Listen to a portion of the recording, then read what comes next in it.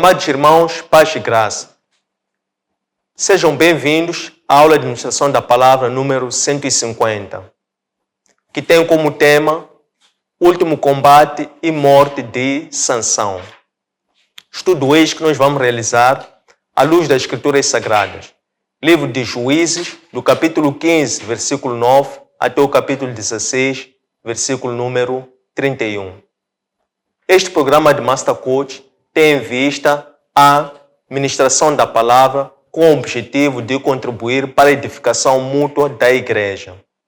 Através desta assembleia, nós realizamos o trabalho de difusão da boa nova do Evangelho, que sucede através do momento prévio que, em separado, procedemos a um estudo teológico e vertical às Escrituras Sagradas para extrair não somente a letra da palavra, mas sobretudo o espírito que reveste essa mesma palavra e possamos ser convencidos pelo Espírito a agir no público, para que através desta assembleia possamos transmitir não só a palavra, mas sobretudo o espírito que reveste essa mesma palavra, para que os que forem receber essa mesma palavra adquiram a coragem de poder guardar a palavra no seu coração e andar segundo a vontade de Deus. Este programa pretende desta forma materializar 4 principais objetivos.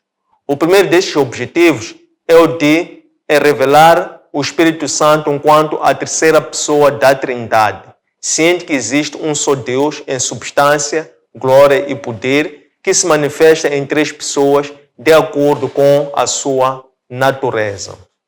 O segundo objetivo é o de estimular a prática da meditação contínua às Escrituras Sagradas, como uma forma de conhecermos os atributos, de conhecermos a vontade do Senhor e de podermos nos apropriar da palavra como sendo uma espada, para que através dessa espada possamos lidar com todos os desafios com que nos deparamos no dia a dia através do Evangelho. O terceiro objetivo é o de estimular a prática da oração contínua. Vigiar e orar, obedecendo desta forma a instrução do mestre da oração, Jesus Cristo, que nada fazia sem antes consultar a seu Pai através de oração. E desta forma, através de uma comunicação ascendente, possamos agir como suas pedras, como seus sacerdotes, intercedendo a Cristo, que jaz junto ao Pai, como sendo o sumo sacerdote, dando a conhecer não as nossas vontades, não os nossos problemas, não as nossas preocupações, mas orando pelos outros, orando pela igreja, orando pelos nossos inimigos, colocando diante do trono do Senhor aquilo que é a verdadeira vontade do Senhor, que é nos formarmos como uma e única comunidade. O quarto e último objetivo é o de contribuir para a união da igreja.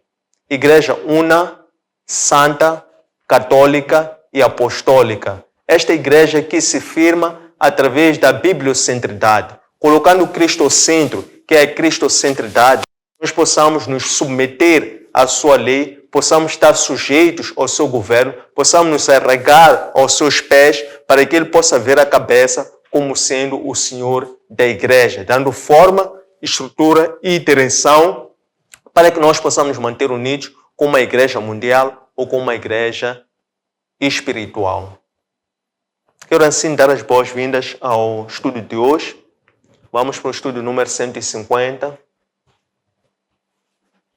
A nossa metodologia é um estudo contínuo às Escrituras Sagradas de Gênesis até Apocalipse e coube-nos ao dia de hoje o estudo do tema Último combate e morte de Sansão, à luz do livro de Juízes, capítulo 15, versículo 9, até o capítulo 16, versículo 31. Para efeitos de pedagogia, de ensino, de preparação de todos nós, da igreja, para as nossas missões, nós subdividimos esse tema em 4 subtemas. E cada um desses subtemas é um tópico, e este tópico vai nos conduzir a um entendimento próprio, único e específico. O primeiro desses tópicos que vai fazer parte do nosso estudo é quando Sansão é entregue aos filisteus. São os habitantes da tribo de Judá, porque Sansão havia se refugiado dos filisteus após haver se vingado dos filisteus, que Sansão vai e se esconde numa gruta, estando na terra de Judá. Então, os filisteus vão até os habitantes de Judá e vão pedir com que estes entreguem a Sansão a eles, para que eles fossem se vingar de Sansão. Então, esta vai ser a primeira parte que nós vamos estudar para perceber o que é que se pretende ali compreender, o que é que aconteceu e como é que Deus agiu através de Sansão neste momento. O segundo momento é sobre a queixada de jumento. Significa que Sansão, ele estando diante do inimigo, o inimigo a querer pôr a mão sobre Sansão, Sansão então é usado por Deus para que ele pudesse, através de um único golpe, matar de uma única vez 1000 homens. A terceira parte é quando Sansão é então traído por Dalila. Significa que Sansão já está a ser perseguido pelos seus inimigos e avolumam-se os fatores, os motivos, as causas pelas quais os seus inimigos movem um ódio contra Sansão. Desta feita, Sansão obstina-se, cai de amores por uma moça chamada Dalila, uma estrangeira, e então os príncipes dos filisteus fazem uma proposta de recompensa financeira para que Dalila entregasse a eles a Sansão. E a quarta e última parte é após Sansão ter sido traído por Dalila, então Sansão é enviado e introduzido em Gaza e depois no templo de Dagon, que é um deus dos filisteus, para que lá Sansão pudesse ser apresentado como tendo sido capturado por intermédio do Deus que eles serviam. E eles começam a fazer escárnio a Sansão, até que Sansão então implora a Deus. Sansão, revolta-se de si próprio. Sansão mostra um espírito quebrantado. Sansão demonstra um coração quebrantado e Deus ouve e atende a Sansão, porque Sansão diz a Deus: peço-te que, ainda que seja pela última vez, eu possa dar a minha vida para poder me vingar dos filisteus. E daquela forma nós vemos que Sansão, de uma única vez, mata um maior número de homens do que havia morto em todos os 20 anos que esteve a reinar como juiz em Israel. Antes de nós entrarmos com profundidade e atenção a este tema, vamos recuar uma semana para apanharmos o fio do pensamento e percebermos o que é que nós estudamos na aula da edição passada, que teve como tema: a força humana depende do Senhor. Nesse estudo nós aprendemos que o povo de Israel estava a ser escravizado pelos filisteus durante um período de 40 anos. Eles estavam a viver aquilo que nós chamamos do ciclo deuteronômico. E esta maldição, que era a escravidão pelos seus inimigos durante 40 anos, era resultado da apostasia dos filisteus. Apostasia que significa que eles haviam se rebelado, haviam se distanciado da lei do Senhor. Já não atendiam mais aquilo que era a lei de Deus, e eles então adoravam deuses estrangeiros. Então Deus envia a sua ira para o seu próprio povo, castiga o seu próprio povo, de forma que entrega ao seu povo a mãos dos seus inimigos. Então o seu povo fica a ser dominado durante 40 anos pelos filisteus. O seu povo se arrepende por causa desse sofrimento, tal como o Santo Agostinho diz-nos que o sofrimento é o preço do pecado. Então o povo a enfrentar este sofrimento, eles imploram e suplicam para que Deus pudesse os livrar, e em resposta a isso, Deus envia-lhes um mensageiro. neste caso envia-lhes o anjo do Senhor. Nós sabemos que Deus tem anjos como sendo parte da sua criação. E os anjos, de acordo com o termo em grego, malak, significa mensageiros ou enviados do Senhor. Temos anjos, temos arcanjos, são diversas categorias ou níveis de poder e de atividade destas criaturas de Deus chamados anjos, que têm como missão ministrarem ao Senhor em louvor e também de assistirem a Deus em serviços públicos, quando são enviados aqui para a terra para poderem agir em defesa daqueles que foram escolhidos por Deus. Então, Deus envia o anjo do Senhor, que neste termo, nesse sentido, quando nós dizemos o anjo do Senhor, significa que enviou o próprio Cristo.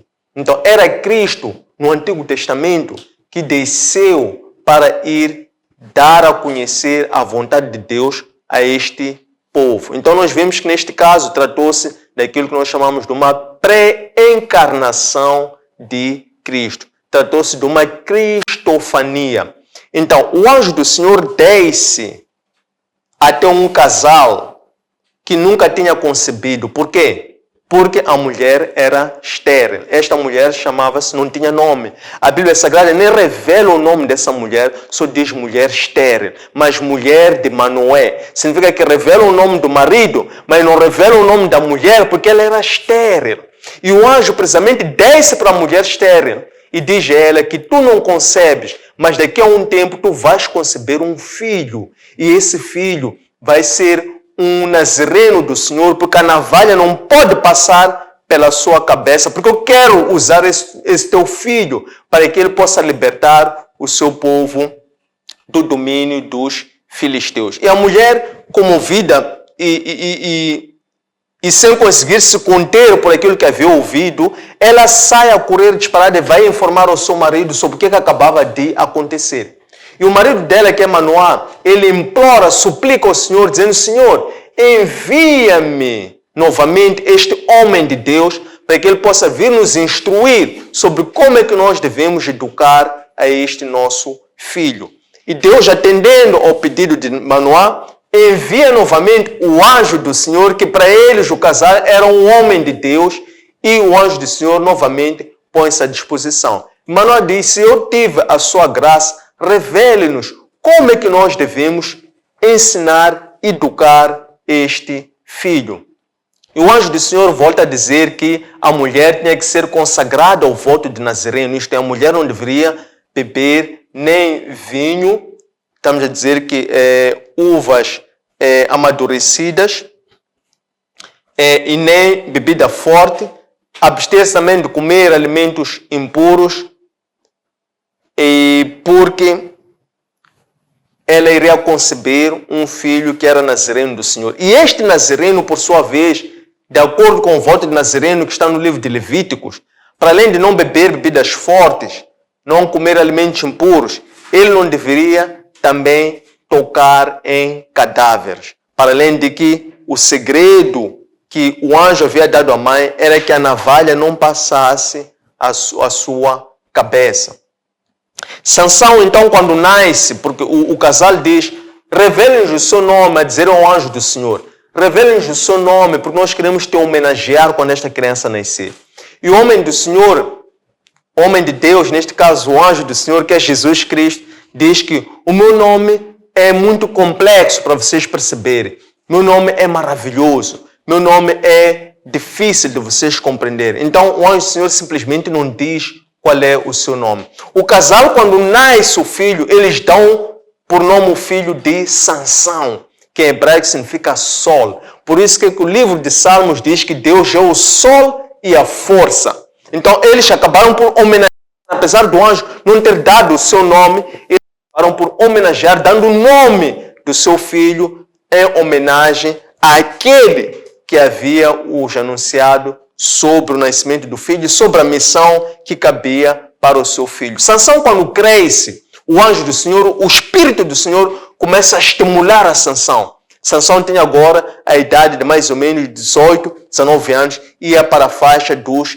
20 anos. E Sansão então começa a ter interesse em travar conhecimento, em viajar, em se deslocar, em conhecer outras regiões.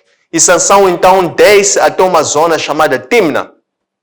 Chegado lá a Timna, Sansão se engraça por uma mulher estrangeira.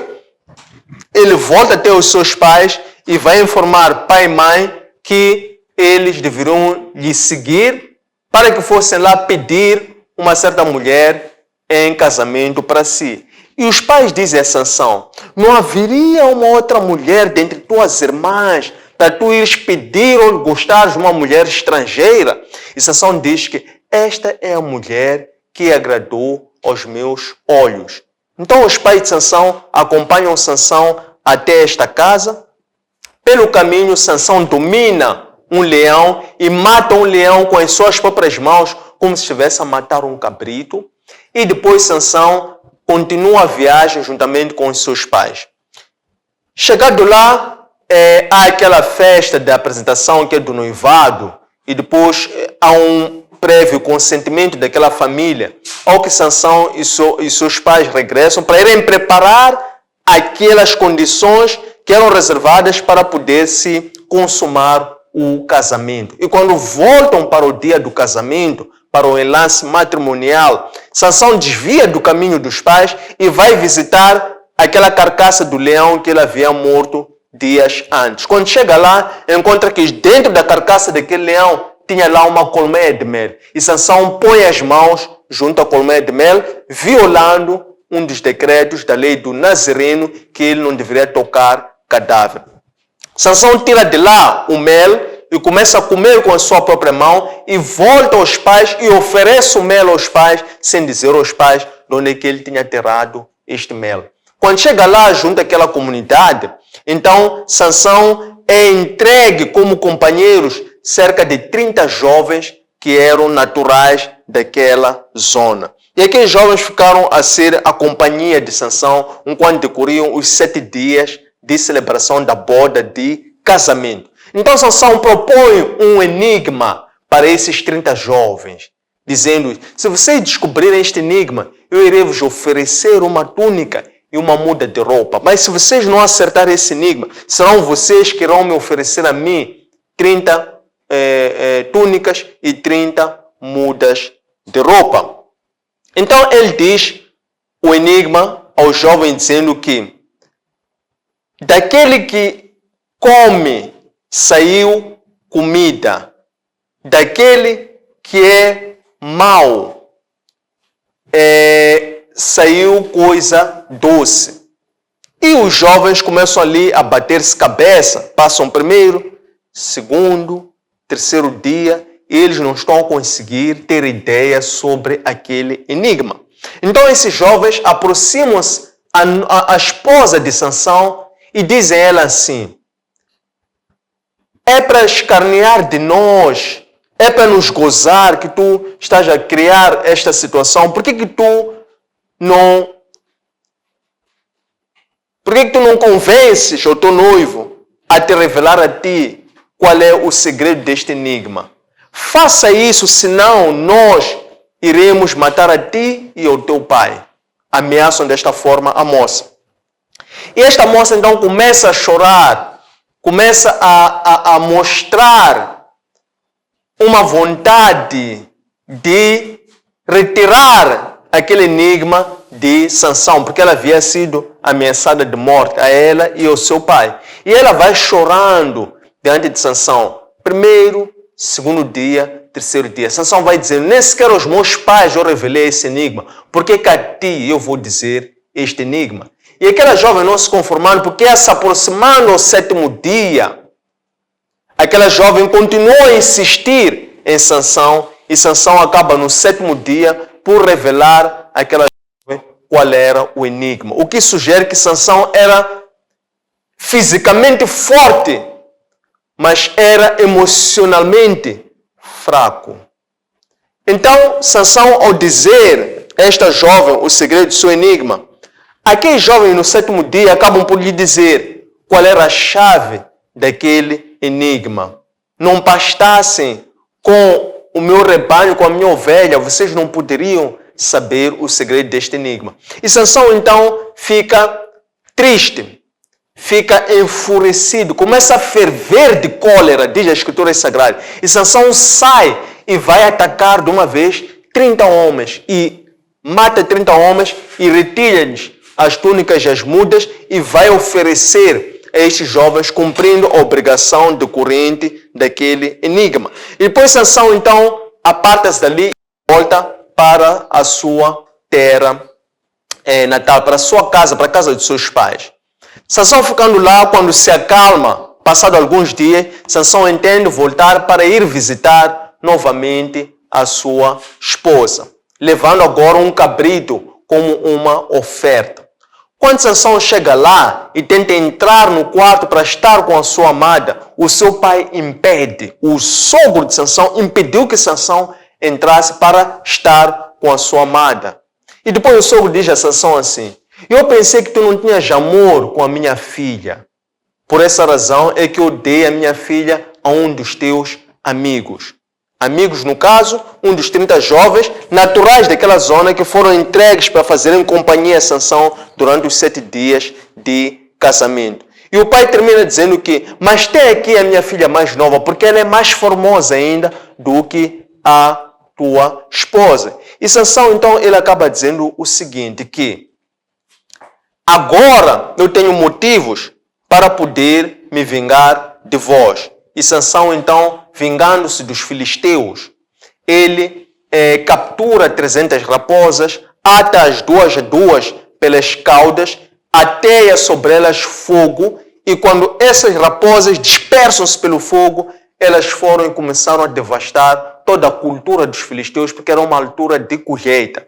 Tinha lá trigo, vinho e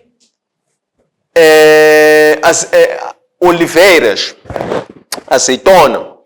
E desta forma, toda aquela cultura, toda aquela colheita dos filisteus foi incendiada. E os filisteus procuram saber quem foi que fez isso. E dizem que quem fez isso é o genro daquele homem que deu a sua filha a um dos amigos do seu genro. Então, eles, quando ouvem isso, eles vão até a casa do pai da mulher de Sansão e eles queimam, incendiam aquela casa, quando dentro daquela casa encontrava-se o seu genro e a sua esposa. Sansão, ao tomar conhecimento disso, Sansão diz mais uma vez: agora eu tenho motivos para me vingar de vocês. E Sansão, então, fere todos aqueles homens que haviam feito esta injustiça. E foi aqui onde nós paramos no estudo da aula anterior. E vamos agora continuar, precisamente a partir do capítulo 15, versículo 9, porque nós paramos no capítulo 15, versículo número 8. Então, no versículo número 9, nós vemos que agora Sansão acaba de se vingar dos filisteus e depois Sansão sai dali para ir se esconder. O mais interessante nisto é nós fazermos um enquadramento com a oração sacerdotal que nós publicamos neste domingo, no domingo último, onde por cada meditação nós buscamos extrair uma revelação sobre como é que Deus se apresenta, como é que Deus se revelou, como é que Deus se expressou de forma específica em cada estudo. E nesse estudo que nós fizemos, do qual resultou a oração sacerdotal, Deus se revela para nós como sendo justiça. Deus é misericordioso, Deus é bondoso, Deus é fiel, é bondoso e é bom. De tal forma que, de acordo com a carta aos Romanos, no capítulo 3, versículo 22, diz-nos lá que Deus é justiça. Em que termos é que Deus é justiça? De acordo com Romanos 3, 22. Nessa parte, o apóstolo Paulo fala sobre a justificação pela fé. Justificação, naquele contexto, é o equivalente à salvação. Então, o apóstolo Paulo está defendendo a teologia sobre a salvação pela fé, refutando que a salvação já não é mais pela lei, nem pouco pela circuncisão. Então, o apóstolo Paulo, na sua teologia, está a defender, a sugerir que nesta altura, isto é, com Cristo, com o Novo Testamento, agora a salvação já não é mais pela lei como era no Antigo Testamento. E usando este termo legal, ele primeiro desenvolve aquilo que é o primeiro atributo de Deus, dizendo que Deus é o que? Numa designação da justiça de Deus, temos por um lado a ira de Deus, porque a justiça de Deus é uma moeda com duas faces. Tem por um lado a ira de Deus, é também uma face da sua justiça. Tem por outro lado a misericórdia de Deus, é a outra face da mesma moeda que revela ou expressa a justiça de Deus. Então, por causa da ira de Deus, do povo ter se rebelado a Deus, Deus envia a sua justiça, que é enviando o próprio Cristo. E de acordo com Romanos 3:22, nós aqui salientamos aquilo que nós chamamos de a fé de Cristo, que é diferente de dizer da fé em Cristo. Nós dizemos a fé em Cristo quando qualquer pessoa crê em Cristo. Nós dizemos a fé de Cristo, que é a fé que o próprio Cristo teve para cumprir a sua missão. Por que assim? Porque Cristo, ele ao vir e cumprir sua missão, ele estava a cumprir um mandamento do Pai. E ele cumpriu esse mandamento do Pai sem murmurar, sem hesitar, sem reclamar. Então nós vemos que nós somos revelados a justiça de Deus através do próprio Cristo. Por isso é que Cristo é que é a expressão máxima da justiça de Deus. Não obstante esta passagem, ainda nesse estudo, nós vimos também a revelação da justiça de Deus através da carta aos Filipenses, capítulo 4, versículo 13. O que diz aqui nesta passagem? Diz que tudo podemos, ou tudo suportamos, ou tudo cremos em Cristo. Isto é, o apóstolo Paulo, ele aqui nesta passagem, ele está a revelar o quê? A sua satisfação pelo apoio que recebeu por todos os gentios durante o tempo em que ele serviu como apóstolo junto a Filipe, ou chamada aquela zona chamada Filipe, os Filipos, em Filipenses. Então, o apóstolo Paulo, ele aqui está a expressar o seu agrado, porque ele diz que nem sequer poderia esperar que pudesse ter tanto apoio de pessoas que nunca conheceu, mas que tudo aquilo foi somente possível pela fé de Cristo. Então, mais uma vez, ele revela a justiça de Deus através da fé de Cristo, que fez com que aquele povo longínquo, estrangeiro, pudesse receber, acolher que era a missão de Paulo, que era ir para anunciar um Cristo que aqueles nunca tinham visto, não conheciam, mas que creram. E não só creram, como também apoiaram o apostolado de Paulo. Temos ainda em 2 de Coríntios, no capítulo 12, versículo número 9, em que o apóstolo Paulo agora diz que é nas minhas debilidades em que Cristo revela a sua força. Então, o apóstolo Paulo está aqui a revelar mais uma vez um terceiro atributo da justiça de Deus, a falar-nos de Cristo, como sendo a revelação da justiça de Deus, dizendo que, através da fé que o apóstolo Paulo tem, quando ele se sente fraco, é quando ele se torna forte. Quando ele aceita as suas debilidades, é quando Cristo vem e lhe fortalece para ele cumprir as suas missões. E para completar esta revelação, esta compreensão sobre Cristo como sendo a justiça de Deus, nós temos em Hebreus capítulo 11, versículos 32 e 33, que lá são descritos aqueles que são considerados os heróis da fé. A começar o capítulo 11 da carta aos Hebreus, no versículo número 1, vem lá a definição de fé, dizendo que fé é o firme fundamento nas coisas que se esperam e a certeza nas coisas que não se viram.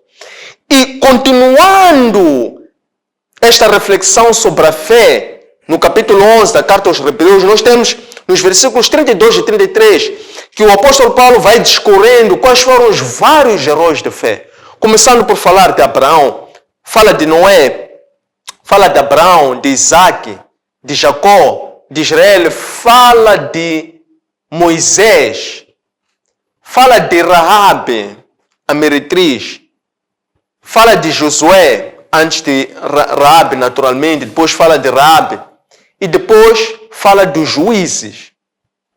E dos juízes fala de Gideão e fala também de Sansão, dizendo que através destes, Deus revelou a sua justiça, porque estes foram capazes de até segurarem ou de até suportarem covas de leões. Não é? Porque eles, pela sua fé, pela fé que eles tiveram, eles foram capazes de mostrar a justiça de Deus. Então nós queremos ver Cristo como sendo a justiça de Deus. Este foi o atributo que ficou saliente no nosso estudo que nós realizamos.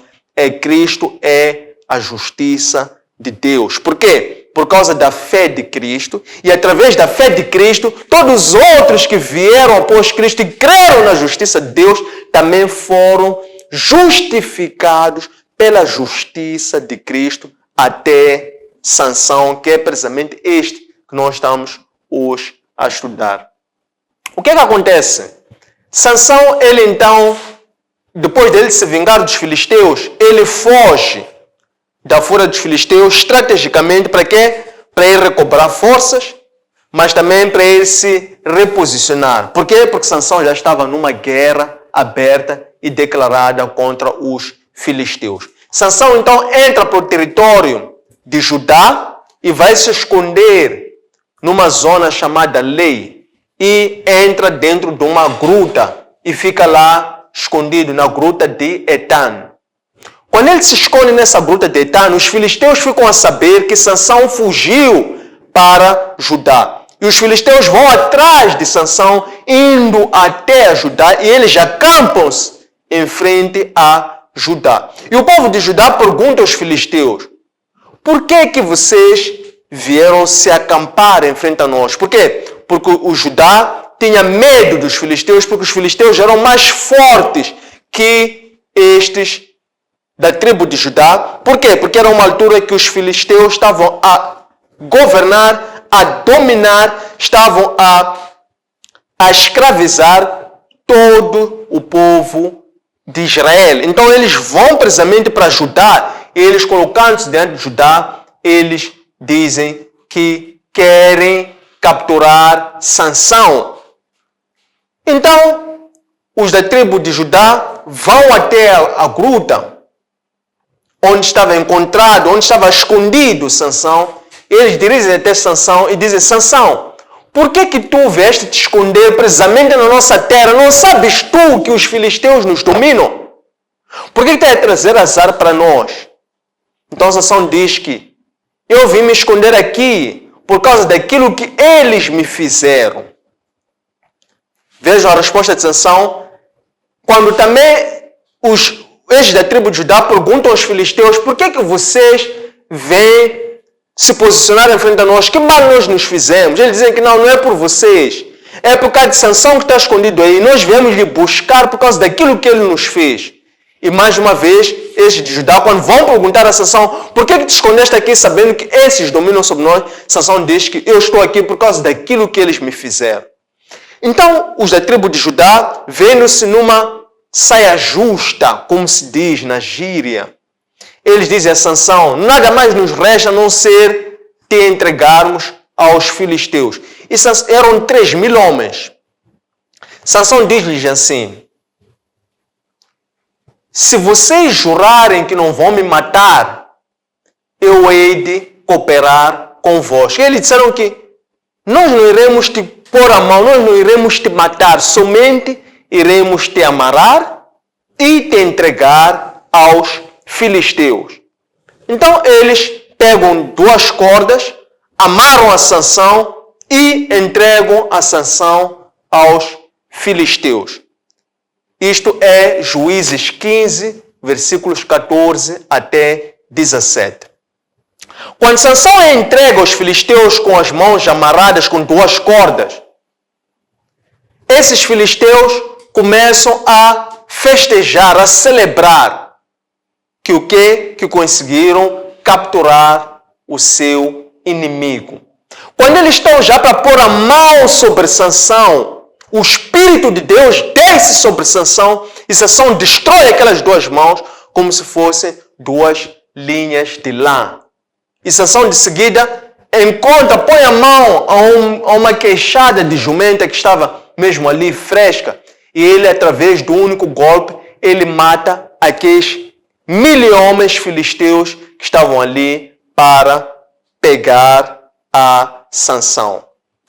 A palavra de Deus em Mateus capítulo 5, versículos 38 e 42, fala sobre precisamente a necessidade que nós temos de demonstrar empatia nos dias de hoje, de demonstrar a compaixão de Cristo. Para quê? Para que Cristo possa operar por nós. Isto é, já não somos nós que vingamos aos nossos inimigos, mas é Deus que vinga por nós. Então diz ali a palavra de Deus em Mateus 5, versículos 38 a 42, que até se alguém lhe der uma bofetada, dê a ele a resposta a outra face, para ele te bofetear. Esta é a forma como aquele que crê em Cristo se sujeita a todo tipo de humilhação, para que o próprio Cristo então possa agir por ele, fazendo a justiça, vingando as injustiças pelas quais ele esteja a passar diante dos seus inimigos. Sansão, ao ter morto de uma vez esses 1000 homens, Sansão atira a queixada de jumento ao chão e depois Sansão começa a cantar, começa a celebrar, dizendo que matei com um único golpe 1000 homens. Está aqui Sansão a celebrar a vitória que ele teve pela graça, pela glória de Deus. Depois Sansão chama aquele local onde ocorreu isto, ele chama de Ramat-Lei, que significa lugar alto, aonde, precisamente na terra de Lei, porque este local chama-se Lei, ele chama Ramat-Lei, para celebrar daquela forma aquilo que havia sido a justiça, a força, a glória de Deus, que lhe socorreu para que ele pudesse matar 1000 homens através de um único golpe. De seguida, Sansão sente sede. Sansão, ao sentir sede, estamos aqui na queixada, após da queixada, ele diz para Deus: Senhor, se tu agiste por mim, por que agora estás para me tirar forças, fôlego, até que eu possa perder a vida? Vem sobre mim e dê-me forças para que eu continue a fazer a tua obra. Juízes 15, versículos 17 a 19. Aqui, Sansão, ao suplicar pelo socorro divino, Deus fez com que naquela fenda onde Sansão se encontrava, que era uma rocha, Deus abriu uma fenda naquela rocha e dali começou a sair água. E Sansão, quando bebe água, ele recobra o quê? Recobra o fôlego. Ele recobra o ânimo. Ele readquire energias para que ele pudesse, então, continuar com a sua missão. Aqui nós podemos olhar para o Evangelho segundo João, no capítulo 10, versículos 17 e versículo 18, em que aqui nós vemos Cristo a dizer que Ele é o bom pastor.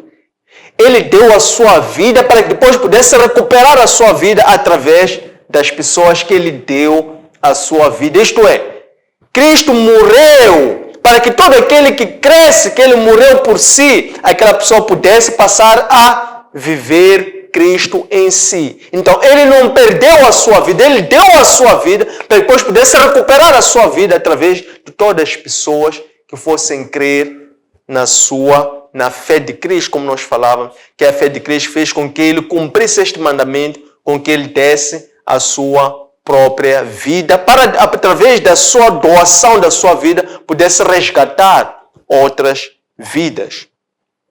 Então nós temos agora que Sansão já recuperou a força. Sansão, então, ele agora continua as suas viagens, porque o Espírito do Senhor está a mover, a agitar a Sansão. E Sansão continua, ele desce agora até uma zona chamada Gaza.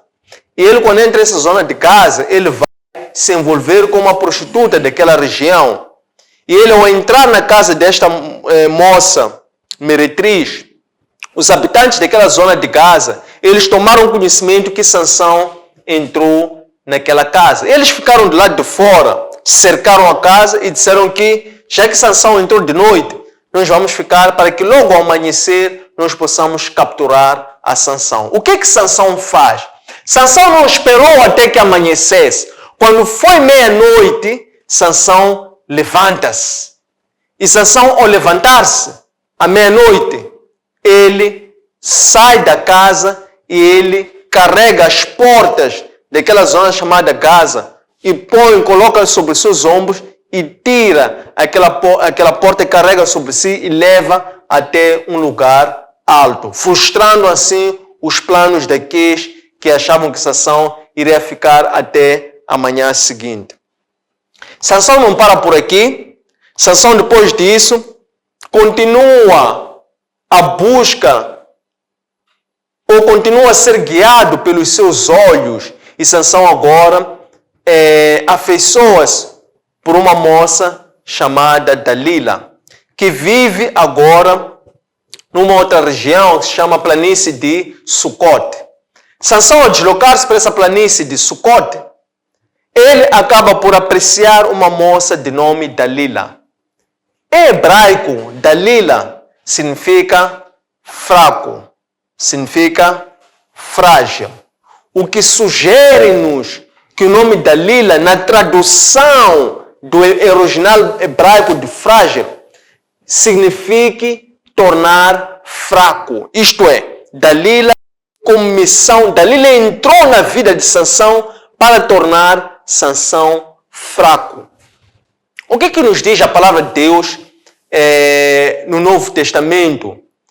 Nós, se olharmos para a carta de 2 de Coríntios, capítulo 6, versículos 14 e 18, 2 de Coríntios 6, 14 a 18, lá fala sobre jugo desigual.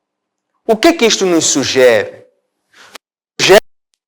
Não existe para Deus aliança entre a luz e as trevas, entre o bem e o mal, entre Deus e Belial. Significa que toda aliança que um homem de Deus tenha que fazer deve ser com pessoas com a mesma fé, mas não basta ter a mesma fé, também com as pessoas que tenham a mesma ordem ou a mesma disciplina.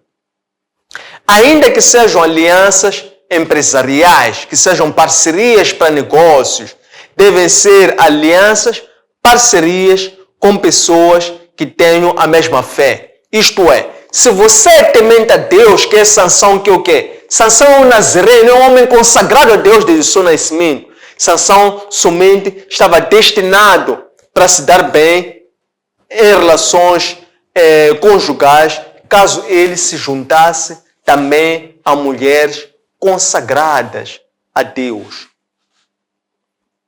Nós temos aqui Sansão, precisamente, ele afeiçoa-se por esta moça chamada Dalila. E quando assim foi, Dalila começou a se introduzir de uma forma melindrosa na vida de Sansão. O que nós queremos dizer de uma forma melindrosa? Nós sabemos que o diabo é astuto. Ele começa a se introduzir a partir de uma brecha muito ínfima. E ele aos poucos começa a se envolver sem avisar. Ele entra pela porta de trás e, sem se aperceber, começa a ocupar todos os espaços, todos os cantos da vida da pessoa. Então nós temos que, se nós olharmos para a 1 de Pedro, capítulo 5, versículos 7 e 8, fala lá sobre as astúcias do diabo, dizendo que nós devemos sempre o quê? Não basta orar, devemos sempre o quê? Vigiar. Vigiar significa estar atento, o quê? Às estratégias, às astúcias. Porque se você ora e não age, essa tua oração não vai ter efeito nenhum. Tem que vigiar, que é o quê? Ser certo, estar atento, observar e consagrar tudo às mãos de Deus. Porque o diabo tem uma forma de agir, ele age com dolo, mas age de uma forma muito astuciosa. Como é que o diabo começou a agir de uma forma astuciosa na vida de Sansão? Então, são as astúcias do diabo através da Dalila. O que Dalila faz? Quando os filisteus ficam a saber que Sansão agora está enamorado por uma moça chamada Dalila, os príncipes dos filisteus aproximam-se a Dalila e eles prometem a Dalila uma recompensa financeira, uma recompensa material. Eles dizendo a Dalila que cada um dos príncipes dos filisteus iria dar 1.100 ciclos de prata caso a Dalila dissesse ou ajudasse a capturar a Sansão, isto é, caso a Dalila descobrisse qual era a fonte da muita força que o Sansão tinha. Então nós vemos que a partir desta altura, Dalila começa então a chorar a Sansão, dizendo: Sansão, se tu tens muito amor por mim, então revela-me qual é o segredo da tua força. E Sansão diz a ela que o segredo da minha força é se tu pegares 7 cordas frescas e amarrares-me, e simplesmente eu não irei conseguir de ter força como um homem comum. Dalila de seguida esperou que anoitecesse, introduziu um espia dentro de casa, dizendo que eu já sei qual é o segredo da força de Sansão. E ao anoitecer, amarra Sansão com 7 cordas frescas e depois diz: Sansão, Sansão, os filisteus já chegaram. Sansão, ao acordar, ele rebenta aquelas 7 cordas frescas com muita facilidade. Dalila então continuou a chorar Sansão, dizer: tu me mentiste. Como é que tu dizes que me amas e depois inventas uma mentira para me fazer passar vergonha? Revela-me, se tu me amas, como dizes que me amas, fala para mim que eu sou a tua amada. Qual é o segredo da muita força que tu tens? E Sansão então diz que o segredo da força que eu tenho é tu me amarrares com 2 cordas, que eu não irei ter força de reação e serei como um homem comum. Chegada a noite, Dalila mais uma vez amarra Sansão com 2 cordas novas. Simplesmente ela diz: Sansão, chegou os filisteus. E Sansão, ao acordar, destrói aquelas 2 cordas com facilidade. Dalila mais uma vez usa aquilo que é a chantagem emocional. Começa a chorar a Sansão. Tu dizes que me amas. Como é que tu dizes que me amas e tu me mentes? Fala-me a mim que eu sou a tua amada. Tu dizes que queres passar o resto dos dias comigo. Fala-me qual é o segredo da tua força. Sansão mais uma vez diz que para tu me deteres, tu precisas somente atear as minhas tranças com um tecido. Se tu fizeres isso, eu simplesmente não terei força de reagir. E chegou a alta hora, Dalila convencida que agora vou conseguir segurar Sansão, porque Dalila estava atenta que a recompensa financeira que tinha sido prometida. Então, ela até as tranças de Sansão e depois diz: Sansão, os filisteus estão ali fora. E Sansão simplesmente levanta-se e destrói aquilo que ela tinha posto para poder prender essa trança de Sansão. E Dalila, mais uma vez, começa a desatar em choros, em chantagem emocional, dizendo: como é que tu dizes que me amas?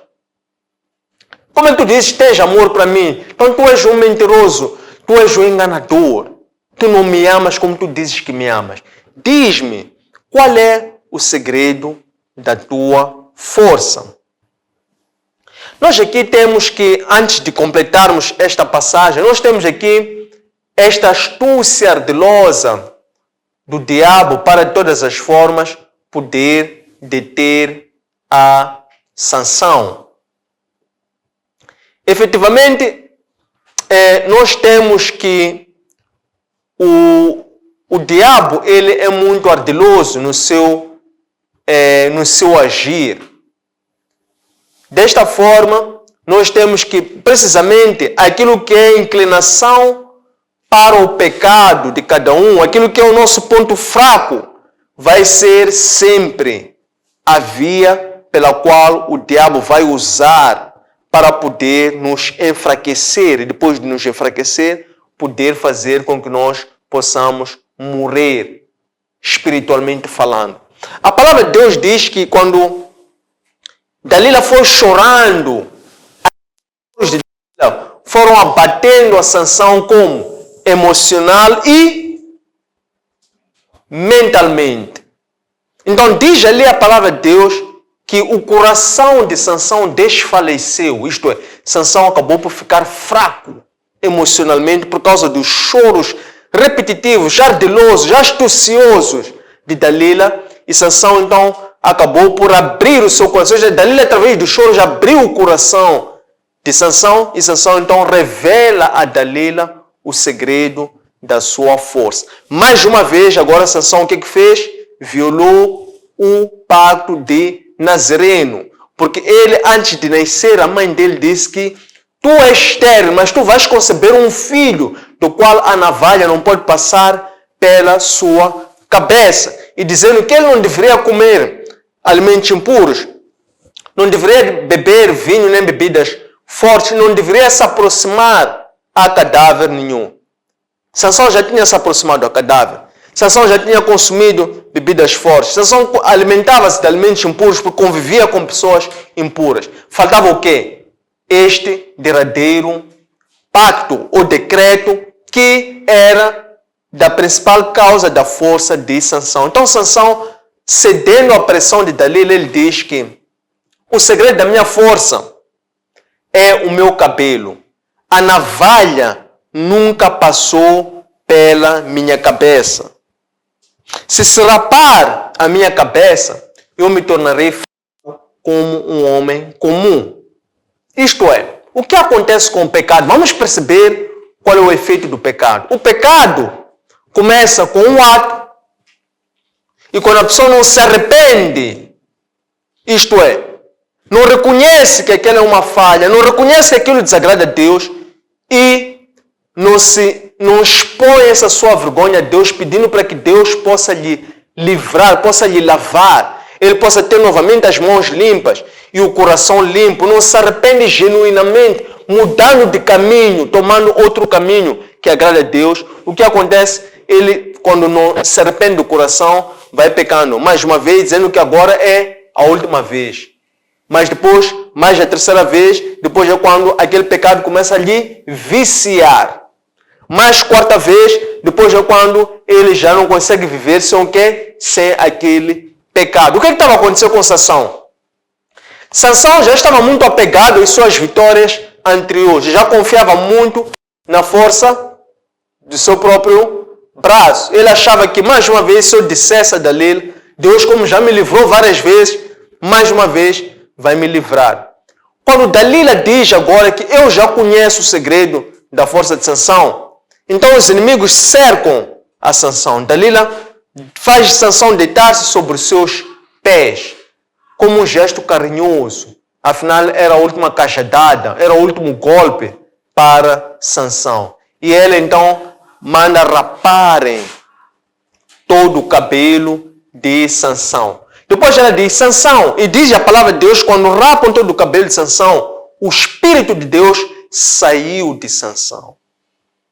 Imediatamente. Dalila então diz, Sansão, os filisteus já chegaram. E Sansão se convenceu que uma vez ele vai conseguir dominar, vai conseguir se desfazer daquela cilada. Mas quando Sansão tenta agir, Sansão já não tinha força nenhuma. Os filisteus, então, com muita facilidade, pegam a Sansão e eles, então, arrancam os 2 olhos de Sansão. A palavra de Deus diz-nos que, em Gênesis capítulo 4, versículo 3, nós temos ali Caim. Caim peca. Por quê? Porque Caim, quando chegou o momento de ofertarem a Deus, o seu irmão Abel ofertou o melhor que ele tinha. Abel era pastor. Abel escolheu o melhor do rebanho que tinha e entregou no altar a Deus. Caim, irmão de Abel, era agricultor. E Caim, diferentemente do seu irmão que escolheu o melhor, ele somente levou mais algum para cumprir um mero egoísmo. E ele, quando oferta a Deus, Deus se desagrada da oferta de Caim e agrada-se da oferta de Caim, quando se apercebe este agir diferente de Deus para consigo, diferentemente com seu irmão, fica cabisbaixo. Então Deus fala para Caim, Caim, levanta a tua cabeça. Não será que se tu mudares de atitude, eu irei me alegrar? Toma cuidado que o pecado ou a tua inclinação para o pecado está ali à tua porta, a olhar por ti. Domina sobre ele para que não sejas dominado. O que fez Caim? Ao invés de se arrepender e corrigir nas suas obras para Deus, ele fez-se de vítima e, consequentemente, o seu orgulho fez com que ele não desse ouvido, não se arrependesse, a ponto de Caim ter morto o seu próprio irmão, porque o orgulho de Caim foi tanto que ele até achou que o melhor até era matar aquele a quem Deus tinha se agradado da sua oferta. Nós vemos que, para terminar aqui o nosso estudo, a nossa reflexão do dia de hoje, se nós olharmos para Sansão, nós vemos que Sansão, ele é dominado pelos seus inimigos filisteus, arrancam-se os olhos, os 2 olhos, que é de onde entrou o pecado dos olhos físicos, então arrancaram os 2 olhos físicos de Sansão. Mas a palavra de Deus diz que antes de lhe arrancar os olhos físicos, primeiro Sansão perdeu os olhos espirituais. Ao ter perdido os olhos espirituais, quer deixar do quê? Deixar de apreciar, cobiçar mulheres estrangeiras, mulheres pecadoras, mulheres que não eram mulheres que tinham a unção de Sansão. Então, o pecado começa quando Sansão perde os olhos espirituais, deixando o quê? De vigiar. E viver no jugo desigual, fazendo aliança com pessoas que não eram tementes a Deus. Sansão perde os olhos espirituais para que depois, então, perdesse os olhos físicos. Sansão, agora cego, é levado até a uma zona chamada Gaza, e depois de Gaza é levado ao templo de Dagon. E lá os filisteus queriam brincar, queriam gozar. Por quê? Porque eles estavam a celebrar uma grande vitória, que era terem finalmente dominado e capturado aquele que era o principal inimigo deles, que é Sansão. no templo de Dagon, Dagon que é o deus que eles adoravam. Eles começaram ali a querer oferecer um holocausto para o seu Deus. E após eles oferecerem esse holocausto para o seu Deus, eles então introduzem, mandam introduzir Sansão dentro do templo para que Sansão fosse ser objeto de espetáculo, como se fosse um circo, como se fosse um palhaço, para com os incircuncisos que se encontravam naquele templo. Naquele templo, daquela vez, estavam ali cerca de 3 mil homens que iam somente para se divertirem com Sansão, dizendo que o nosso Deus, que é Dagon, conseguiu dominar o Deus dos israelitas, o Deus de Sansão. Por quê? Porque nós conseguimos capturar o nosso inimigo que está aqui como um objeto, que vai ser um objeto de gracejo. Então Sansão começa a fazer algum gracejo, eles começam a se divertir, a rirem, a gozarem de Sansão. E depois eles então mandam Sansão trazerem Sansão até o centro, para que eles pudessem continuar com gozo a divertirem-se de Sansão. Aquele jovem que está a guiar Sansão, Sansão está cego. Reparem que Sansão está como Saul. Quando Saul entrava em Damasco, Saul tinha olhos físicos, mas Deus ofuscou a vista de Saul para que Saul entrasse como cego, conduzido por pessoas.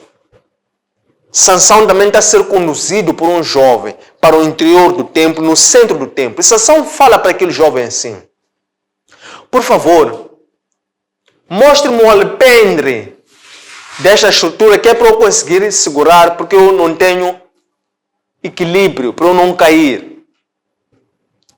Aquele jovem conduz Sansão até um dos alpendes. Sansão segura um dos alpendes com a sua mão direita e segura outros alpendes com a sua mão esquerda. Naquela altura, aquele cabelo rapado de Sansão já está a começar a crescer.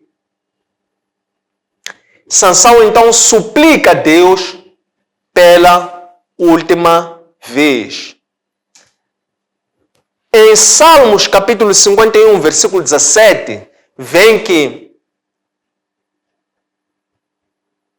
aquele que tem o espírito quebrantado, aquele que tem o coração quebrantado, Deus não ignora. Significa que Sansão, após perder os seus olhos físicos, debilitado, ele finalmente fica o quê? Finalmente ele se arrepende e começa a suplicar a Deus. E quando ele suplica a Deus, ele diz: Senhor, ainda que seja a última vez que eu lhe peço, permita com que eu me vingue pelos meus olhos que já não tenho. Então, que eu morra juntamente com os filisteus para poder me vingar destes incircuncisos. Diz ali a palavra que o Espírito de Deus voltou para Sansão. E Sansão, através do único golpe, ele conseguiu segurar com muita força, conseguiu se deitar sobre aqueles alpendres, de forma que destruísse totalmente aqueles alpendres. E todo aquele templo de Dagon foi abaixo. Ali estavam os príncipes dos filisteus, estavam cerca de 3 mil homens reunidos para verem aquele espetáculo. De uma única vez, morreu mais pessoas do que Sansão havia morto em todo o período de 20 anos em que ele esteve como rei de Israel, como juiz de Israel, assim é que é. A palavra de Deus, para completar, no Evangelho, segundo João, no capítulo 16, versículos 32 e 33, nós temos aqui que Cristo, ele apresenta-se como sendo aquele que acolhe a súplica daquele que está com o coração quebrantado, daquele que está arrependido. Como? Cristo diz assim aos seus discípulos: há coisas que eu não posso vos dizer agora, porque vocês não vão entender. Somente quando vier o Consolador, que é o Espírito Santo, esse poderá vos conduzir por toda a verdade, pela verdade completa. Então nós temos aqui Sansão, em que ele foi desviado caminhos. Porque nestas alturas, nestes tempos, que é o tempo da dispensação do Espírito Santo, nós temos o Espírito Santo com quem podemos contar como nosso Consolador e que ele atende todo aquele que tem um espírito quebrantado, todo aquele que tem o coração quebrantado. Esse Deus não ignora a sua súplica e ele envia o Consolador, aquele que Cristo disse que agora há coisas que vocês não vão entender, mas quando não enviar o Consolador, esse vai vos guiar por toda a verdade completa. E hoje, aquele que tem um coração arrependido pode ter que a companhia do Espírito Santo. Quando nós temos a companhia do Espírito Santo, é o próprio Espírito Santo que vai nos guiar, vai nos conduzir por toda a verdade, de forma a sempre vivermos nos caminhos do Senhor, fazendo da nossa vida um chamado, fazendo da nossa vida um palco de pregação do Evangelho, fazendo da nossa vida um estábulo para que Deus possa manifestar a sua glória sobre o nosso rosto. Onde quer que nós estejamos, onde quer que nós coloquemos a planta dos nossos pés, as pessoas possam reconhecer que Deus é conosco e pessoas possam ser convertidas por intermédio da obra de Deus para a sua glória, pois Deus, ele é providente. Terminando, dizendo que Deus é providente, estamos a dizer que ele faz todas as coisas. E para além dele fazer todas as coisas, ele também sustenta todas as coisas. Para quê? Para que todas as coisas que ele fez possam preservar as propriedades pelas quais elas foram criadas e elas possam também cumprir os propósitos pelos quais elas foram criadas. Por isso é que através da teologia da providência de Deus, nós temos que ele preserva, que ele coopera e que ele governa.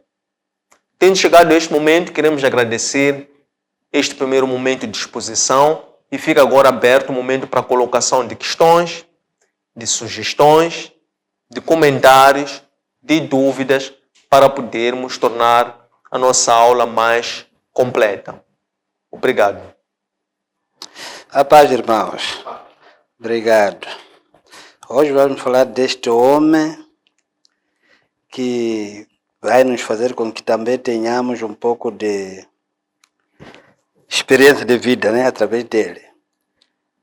A primeira questão é: qual é o proveito desse estudo de Sansão por ter casado com uma estrangeira e a mesma o trai?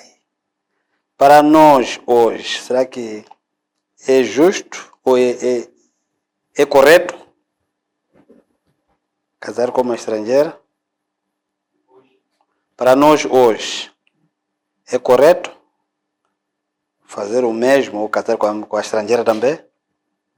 A seguir, o sofrimento que hoje temos é por nossa desobediência da lei de Deus, como o Sansão fez de não cumprir a lei? A última. Quando o Sansão ficou em apuro e pediu a Deus para lhe perdoar, recuperou as forças, matando mais filisteus. Será que Deus havia lhe perdoado do seu erro? A paz, irmãos. Quero, em primeiro lugar, agradecer pelo estudo de hoje, que traz-nos muito aprendizado, que podemos levar para o nosso dia a dia e também para as outras pessoas. De forma a enriquecer nosso estudo, tenho aqui algumas questões. A primeira é: visto que Sansão era um homem forte fisicamente e fraco emocionalmente, de que forma ele devia ter agido naquela situação e hoje como podemos trabalhar o lado emocional. Sim. Como podemos selecionar com quem nos relacionamos de modo a evitar o julgo desigual? Quais são os passos necessários para preservar os olhos espirituais? Estimados irmãos, saudações. Quero desde já agradecer ao Senhor por nos ajuntar aqui e por mover o seu Santo Espírito para que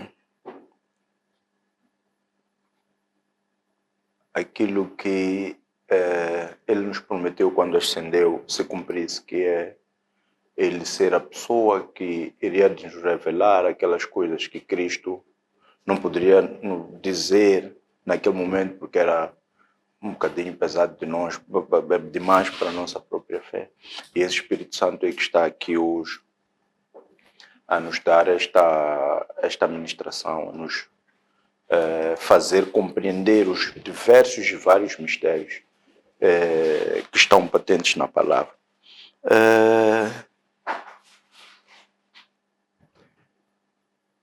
Nas minhas conversas,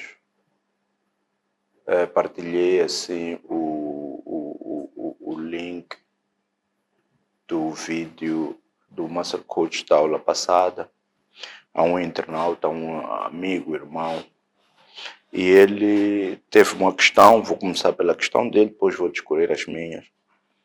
Então, ele pergunta o seguinte: se o servo defende, ou se Cristo defende que nada entra na boca do homem, torna-o impuro, por que as igrejas e várias confissões religiosas diabolizam o álcool e tratam os que o consomem como os últimos pecadores? Prontos, irei já passar a discorrer as minhas.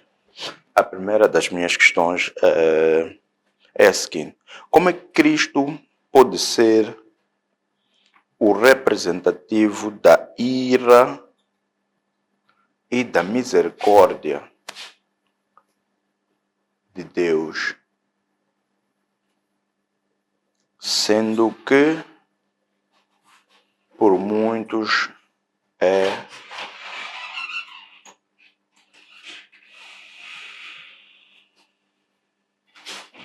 conhecido como o Deus do amor, da paz e o conector do mundo com o Senhor. Na luta contra o mal, onde é que hoje devemos estrategicamente nos posicionarmos para recobrar forças e redefinir estratégias para vencer ou triunfar contra o mal? Estratégias para triunfar contra o mal.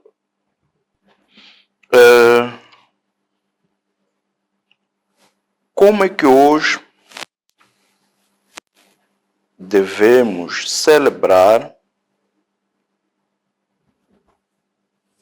as vitórias que nos são concedidas pela glória do Senhor? graça ou glória. Pela graça do Senhor, desculpa, é graça.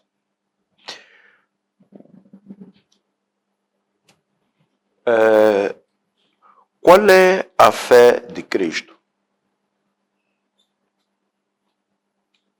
E como Cristo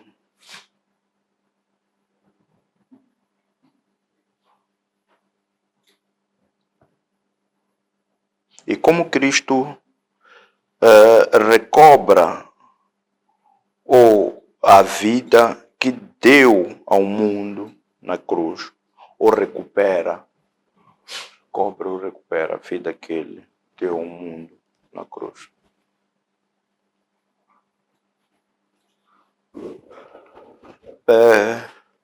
Hoje, qual é a água que nos ajuda a recobrar o fôlego e nos preparar para missões que Cristo nos ordenou?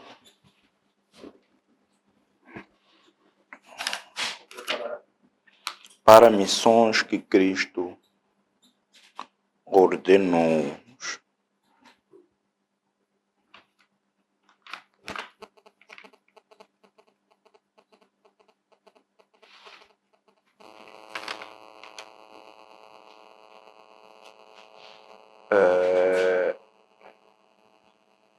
Para fechar, se o diabo entra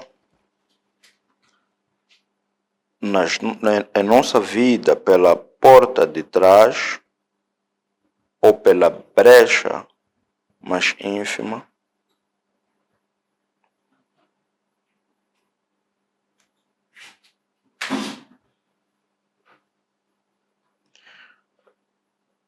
como é que hoje podemos manter todos os canais de entrada do diabo em nossas vidas fechadas?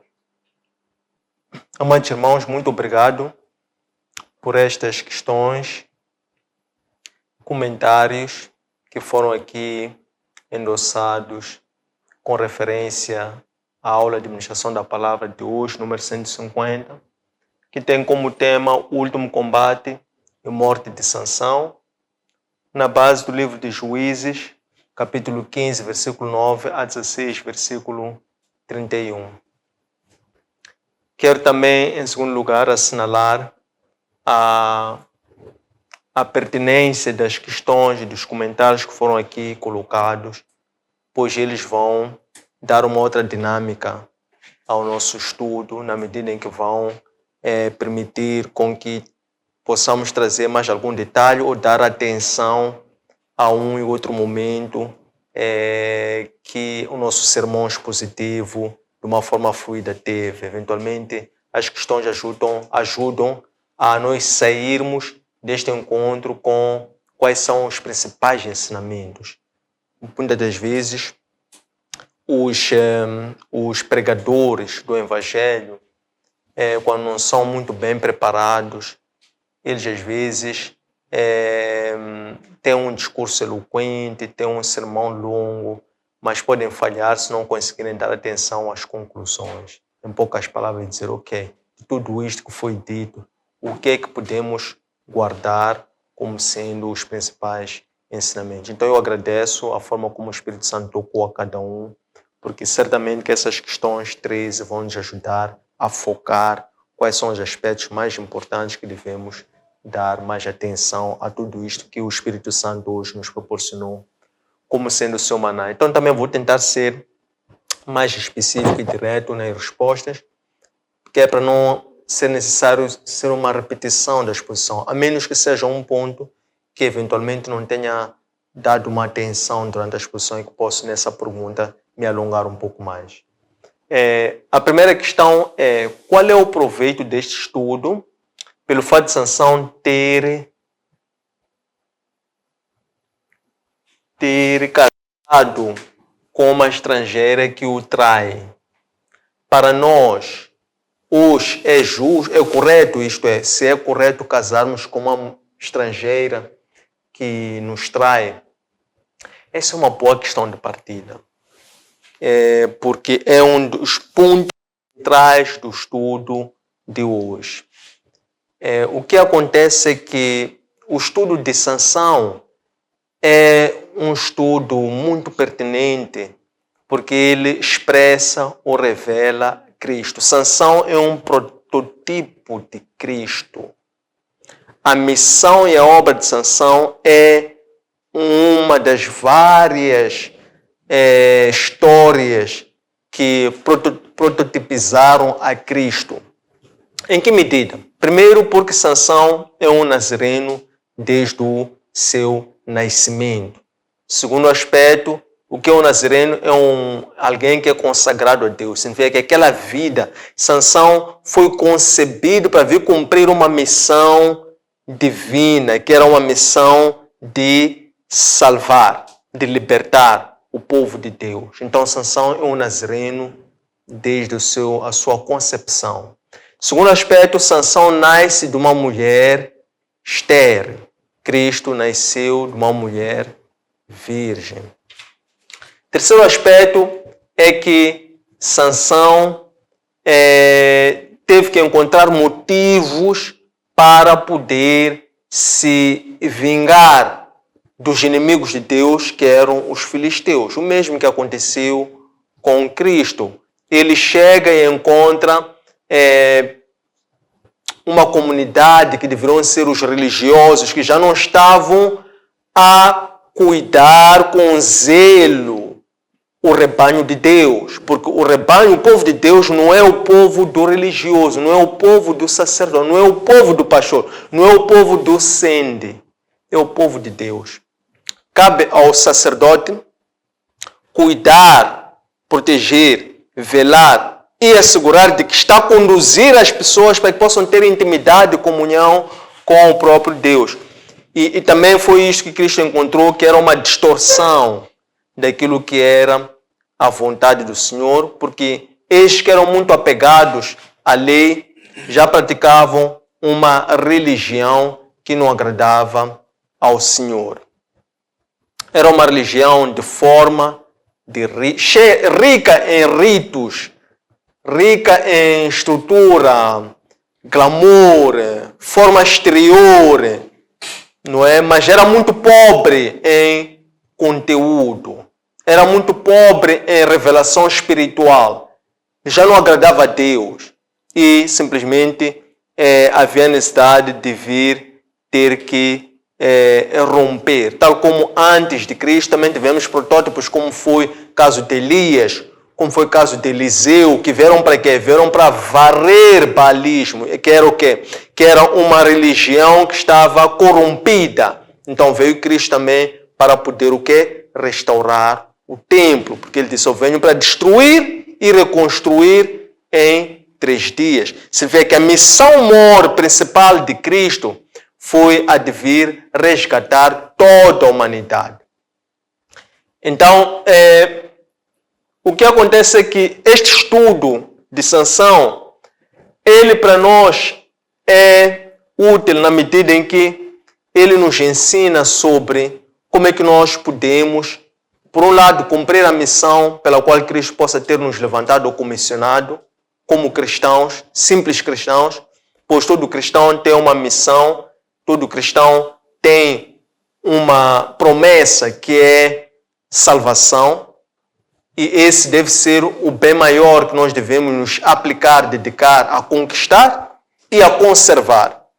A partir desta graça de Cristo, pela fé de Cristo, do qual, através da oferta da sua vida, ele deu a sua vida para que pudesse depois recuperar outras vidas. Então nós aqui podemos adquirir este dom mais precioso, que não é a vida, mas é a salvação.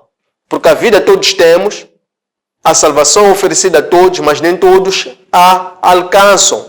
Então, o estudo de hoje ajuda-nos a, primeiro, buscarmos nos focar, concentrar aquilo que é o nosso chamado como cristãos, que é o caso de Sansão. E segundo, como proceder para não perder essa salvação. Porque todos nós na vida temos várias dalilas, temos vários motivos, pessoas, circunstâncias que sempre vão fazer o quê? Com que nós possamos nos desviar daquilo que é a recompensa maior.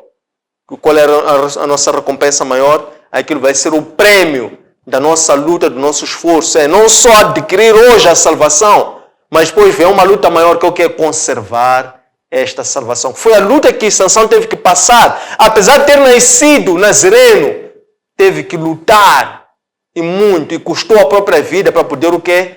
Conservar a salvação, que é a forma, o meio pelo qual ele pôde cumprir a missão pela qual Deus lhe trouxe aqui à terra. Número 2. O sofrimento que temos é por desobediência à lei de Deus, como Sansão fez por não ter cumprido a lei de Deus. É uma questão também muito boa, muito interessante. Romanos 8 diz-nos que nós não devemos culpar a Deus por nada. O homem não deve, não pode, nem tem faculdades de culpar a Deus por nada. Tudo quanto ocorre em nossas vidas, nós devemos ter a consciência de, primeiro, responsabilizarmos a nós próprios. Por quê? Porque tudo é função daquilo que se chama de quê? Das nossas escolhas. O mal resulta da conjugação entre a vontade providente de Deus e a escolha do homem. Em última instância, o mal é resultado daquilo que vão ser as escolhas ou os caminhos que nós seguimos ou que nós decidimos ou optamos em seguir. E naturalmente as nossas escolhas implicam sempre abrir mão de uma coisa para poder aceitar a outra. Então, o homem, todo o sofrimento que Sansão teve resultou das escolhas que o próprio Sansão fez em vida. É interessante notar que os pais de Sansão, em algum momento, lhe perguntaram: por que foste escolher uma mulher estrangeira? Não terás encontrado uma outra mulher aqui perto? E essa é uma questão que às vezes os nossos pais nos fazem, mas nós não entendemos, ou não damos muita atenção, ou até as famílias nos dias de hoje já não dedicam a atenção na educação dos filhos, poderem lhes advertir sobre a questão das escolhas, nomeadamente a questão das escolhas de companheiros de vida. Nós sabemos que a nossa cultura, a nossa tradição, ela é muito rica, é muito atenciosa. Mas antigamente, nós hoje dizemos que por causa do modernismo chamamos daquilo de antiguidade, que é na educação que se dá aos filhos, há uma atenção que se dá especial, ou dava-se, estou a falar da nossa cultura, ou dava-se que era para o homem e a mulher saber escolher aquilo que é o companheiro, a companheira para a vida. Mas nós entendemos como está tudo misturado. A nossa sociedade está contaminada. Os ensinos, aparente desenvolvimento, progresso, modernismo, é um modernismo que está dissimulado com corrupção espiritual. Há muito conhecimento, mas há pouco caráter. Há muita informação, mas há pouca disciplina. Há pouca moralidade. Então, os nossos pais deixaram de dar atenção. Por um lado, porque eles também não foram se perdendo essa prática, sabe?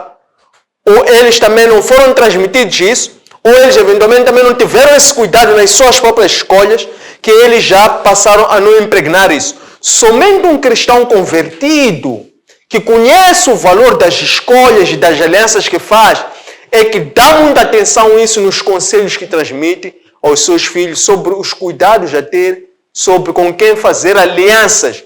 Estamos a falar não só no casamento, mas também alianças em termos de amizades, parcerias empresariais, alianças na vida a vários níveis. Número 3, Quando Sansão ficou em apuros, recuperou forças, será que Deus havia perdoado o erro de Sansão? Deus ouviu e atendeu a súplica de Sansão. Por que Deus ouviu a súplica de Sansão? Porque Salmo 51:17 diz que o espírito quebrantado e o coração quebrantado, Deus não ignora. E, pelo fato de Deus, como prova de que Deus atendeu a súplica de Sansão, ele recobrou o quê? Recobrou as forças. Para quê? Para cumprir a missão. Por quê? Porque Sansão era um nazireno. Consequentemente, ser um nazireno desde a nascença significa que Sansão tinha como vida, destino, a cumprir a vontade de Deus. Porque Sansão não escolheu nascer, Deus é que escolheu Sansão. E anunciou a Sansão ainda a sua mãe quando era estéril. Consequentemente, Sansão cumpre a sua missão através do sacrifício da sua própria vida, tal como ele próprio afirmou. Que eu morra e através disto que também eu possa vingar a estes filisteus. E ali, precisamente, Deus atendeu a esta vontade de Sansão, porque não era a vontade de Sansão, era a vontade do próprio Deus. Lembra-se que Sansão foi anunciado antes dele sequer ter concebido. Número 4. Antes dele ser concebido. Número 4. Visto que Sansão era forte fisicamente e fraco emocionalmente, de que forma ele deveria ter agido naquela situação? Sansão,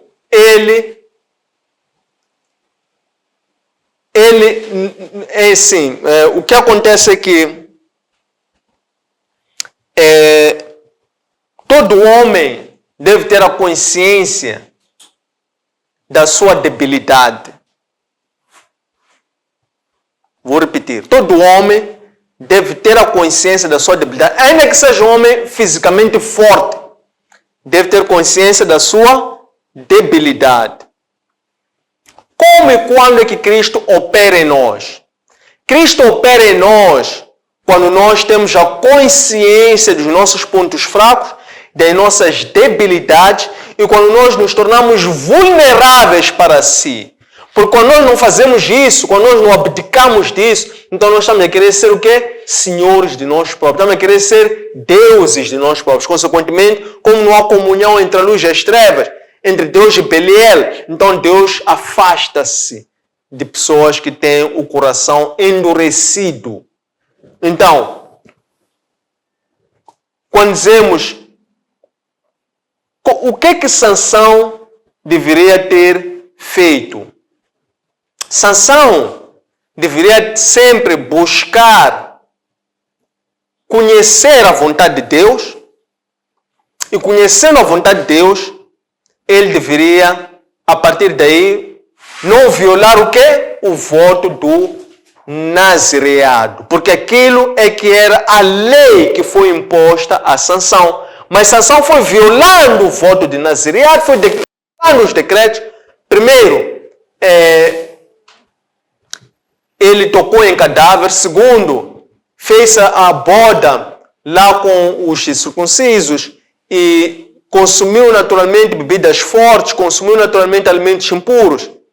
E Sansão chegou ao ponto de até dar a conhecer o segredo da sua grande força, de forma que também ele foi rapado o cabelo. Então, o que Sansão deveria ter feito? Sansão deveria tão somente conservar o quê? Aquilo que era a lei que tinha sido repassada para que ele pudesse conservar a vida e a missão que ele tinha.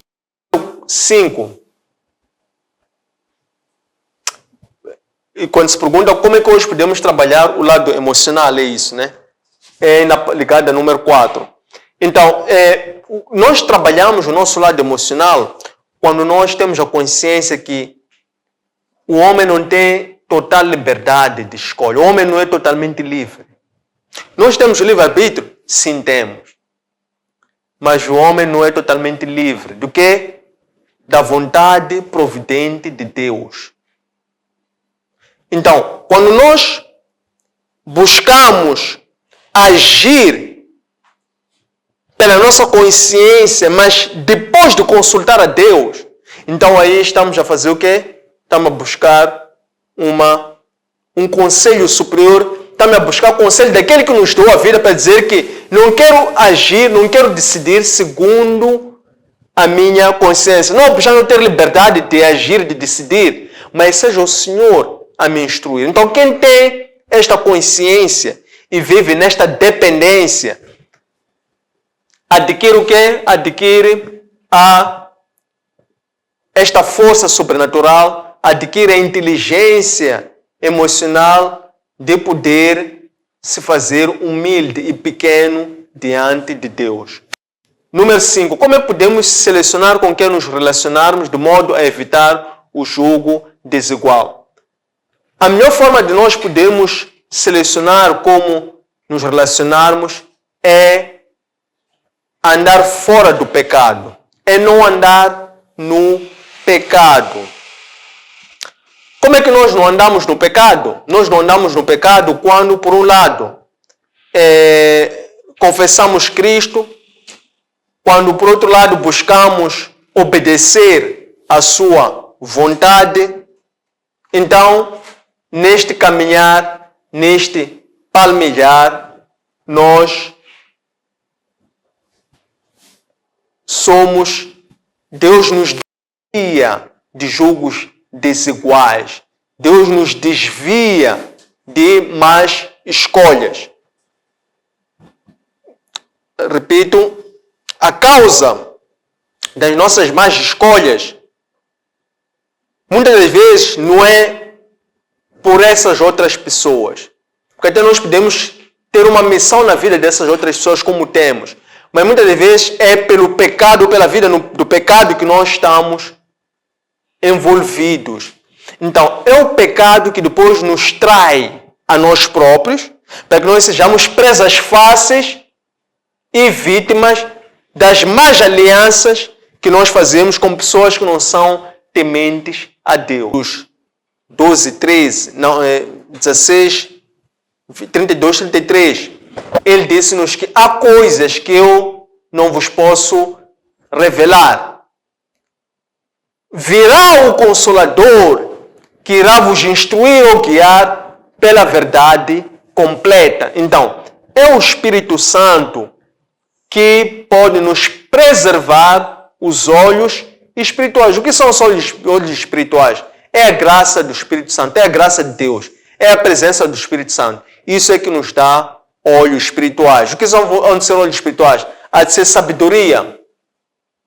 A sabedoria, o conhecimento divino, estes é que vão, e a fé, naturalmente, estes é que vão nos orientar a que possamos sempre ter olhos espirituais e fazer escolhas segundo a sabedoria de Deus. Número 7. Se Cristo defende que nada que entra na boca do homem torna-o impuro, por que é que as igrejas e várias confissões religiosas diabolizam o álcool e tratam mal quem consome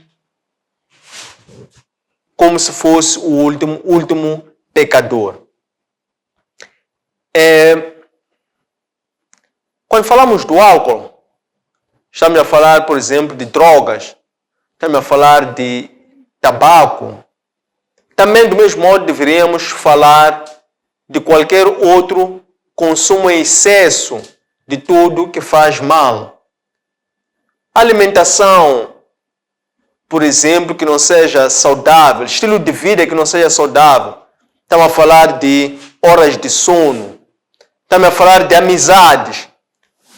A igreja, as confissões religiosas devem se dedicar a instruir, a educar as pessoas, a inculcarem bons hábitos em suas vidas. E não olharmos, nos concentrarmos em álcool, como se o álcool em si fosse um problema. O álcool não é um problema, nem há de ser um problema, mas a forma como nós podemos consumir ou usar o álcool, aí é que pode ser a causa de um problema. Tudo que é consumido com moderação não é prejudicial. Estamos a falar também de alimentos. Se falamos do álcool, no sentido do quê? transmitir uma vida regrada, uma vida equilibrada, uma vida balanceada. Então, temos que olhar para o todo. Não é praticar exercícios físicos, orar e vigiar, tudo isto, criar relacionamentos saudáveis com o seu cônjuge, com a sua cônjuge, com os seus filhos, dedicar tempo a passar com os filhos, por exemplo. Não reter as pessoas, os crentes, quase todo dia na igreja. Em que momento é que ficam com a família, com os filhos, a dar educação, atenção? Então temos que olhar para uma vida plena, dar equilíbrio em tudo. E não olhar e diabolizar as coisas, porque aí nós estaremos a pregar o quê? A verdade, nós estaremos a pregar o Evangelho. É o próprio Espírito Santo que convence as pessoas a abandonar, a deixarem de consumir o álcool, deixarem de consumir tabaco, deixarem de consumir droga. É o próprio Espírito Santo. Então, quando há estas conversas, há este ambiente, há estas educações, palestras, há este ensino, há este exemplo e há esta prática, então as pessoas gradualmente elas vão deixando tudo quanto corrompe o quê? A sua fé, corrompe a sua espiritualidade. Número 7. Se Cristo defende que nada... 8. Como é que Cristo pode ser o representante da ira e da misericórdia, sabendo que para muitos filhos... Ou melhor, vou repetir. Como é que Cristo pode ser o representativo da ira e da misericórdia, sendo que por muitos Deus é conhecido como amor, paz e o conceito do mundo com o Senhor. Desculpa se li mal, vou repetir para ficar claro. Como é que Cristo pode ser o representativo da ira e da misericórdia, sendo que por muitos Deus é conhecido como amor e a paz? Então, em Romanos 3, 22, ali nós falamos do quê? Falamos da justificação pela fé. E aquela discussão que o apóstolo Paulo promoveu sobre a justificação pela fé era uma forma de refutar a antiga aliança em que as pessoas eram justificadas pela lei. Estes termos legais que o apóstolo Paulo usou, ele, quando se referia à justificação, ele não estava a falar da justiça nos termos pelos quais ele é compreendido, isto é, no sentido legalista. Ele falava da justificação como sendo salvação. O que ele estava a se referir como sendo a salvação? Ele dizia que a salvação é pela fé em Cristo. Como é que nós praticamos e aprendemos essa fé em Cristo? Quando nós olhamos pela fé de Cristo, isto é, a fé que o próprio Cristo praticou para obedecer o mandamento do Pai.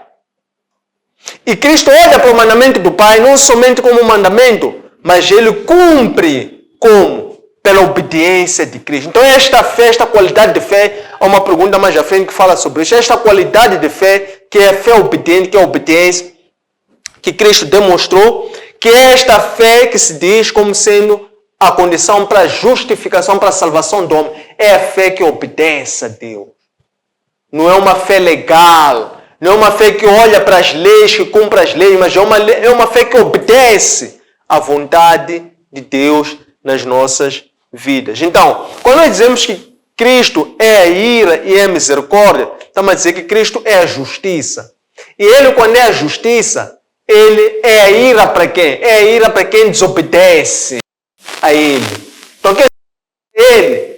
quem escolhe maus caminhos, quem faz más escolhas, essa própria pessoa está a trair o quê? O mal para si próprio. Então, essa pessoa não vai culpar a Deus.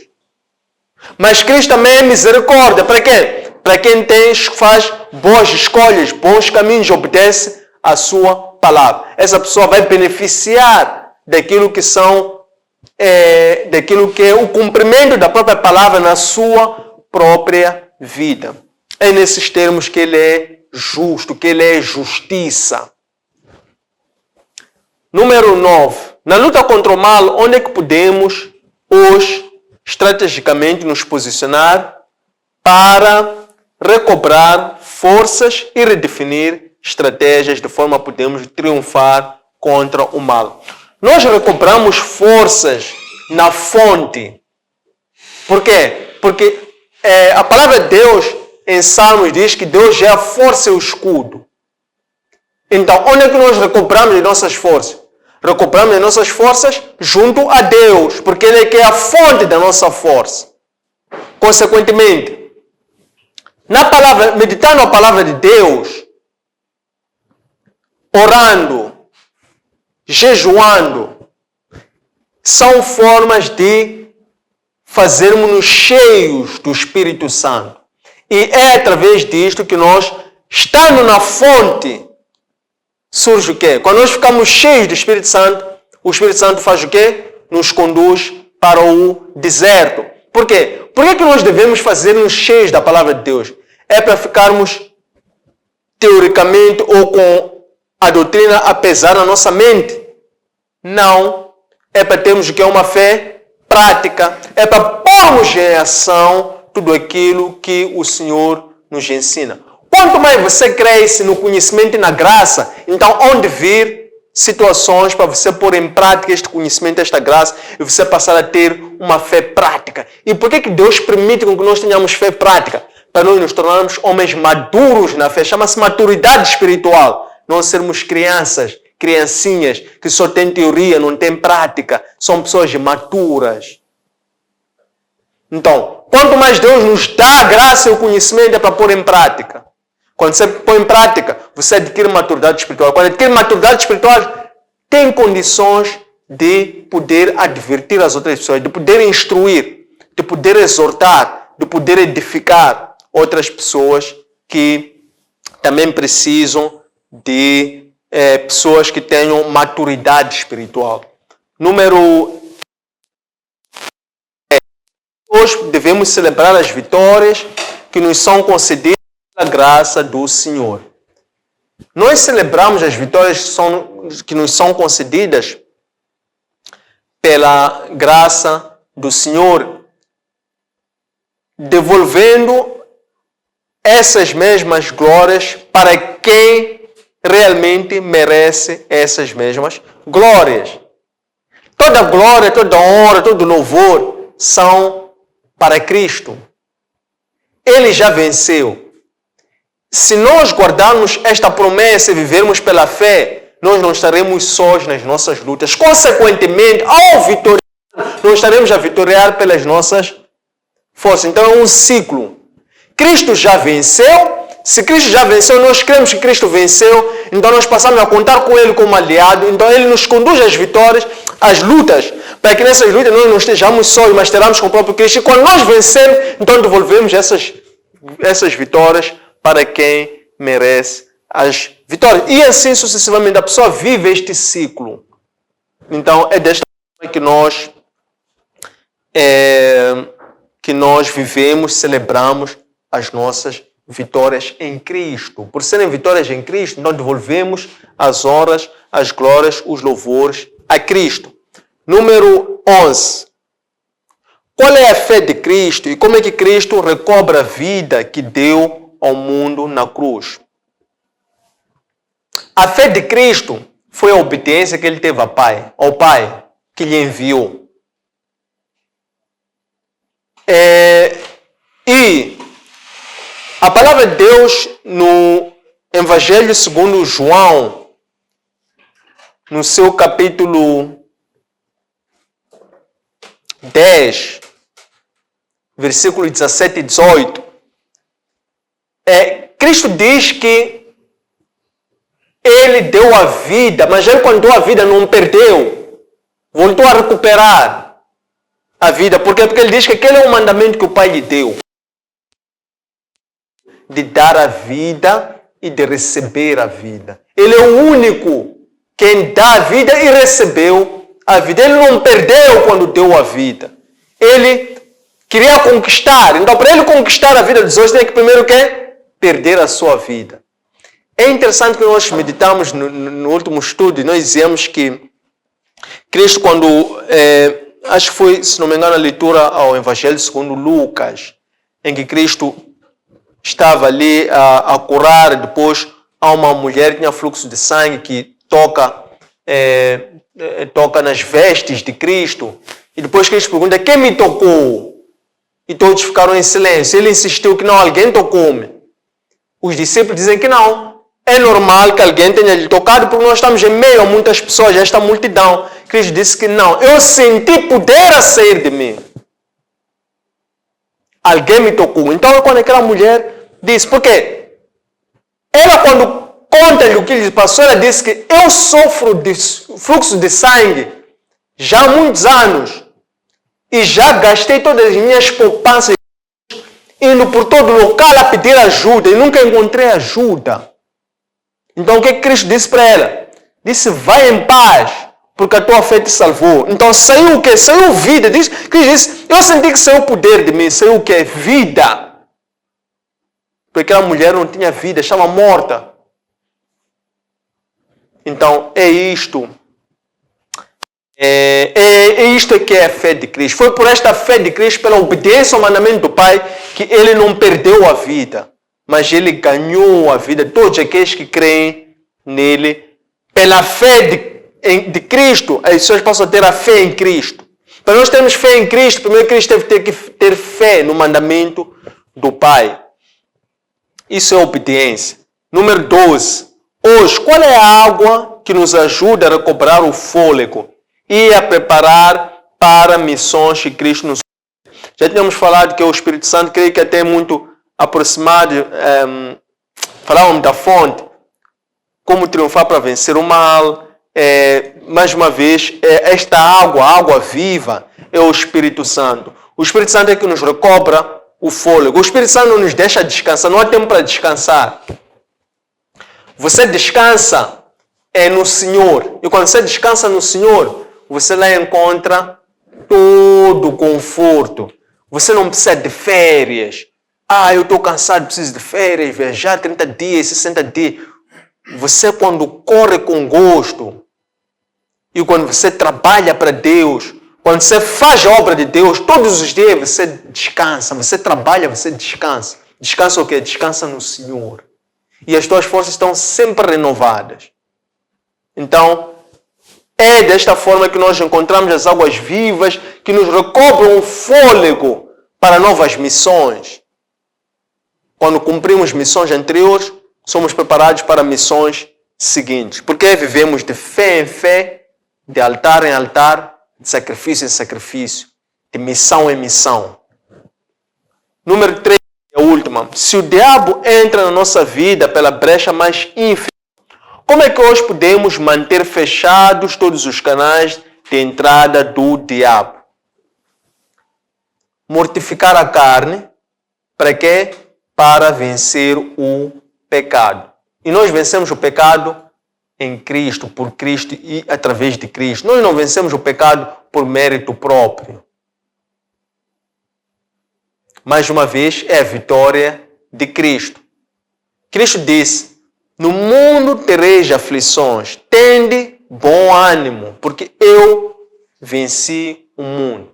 E de igual modo, ele venceu o pecado, a morte e o inferno.